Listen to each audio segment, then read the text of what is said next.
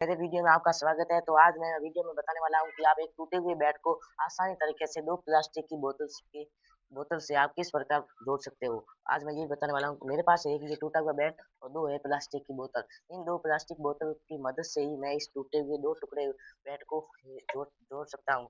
और ये बैट मेरा टूट गया था खेलते समय और मैं इसको जोड़ने वाला हूँ सिर्फ 2 प्लास्टिक की बोतल से। चलो वीडियो को शुरू करते हैं।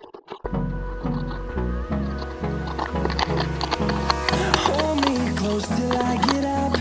Time is barely on our side. I don't wanna waste what's left.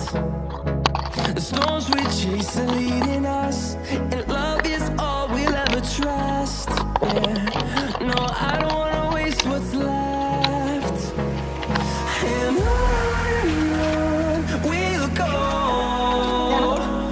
through the wastelands, through the highways, till my shadow turns to sun rays. And on we'll go.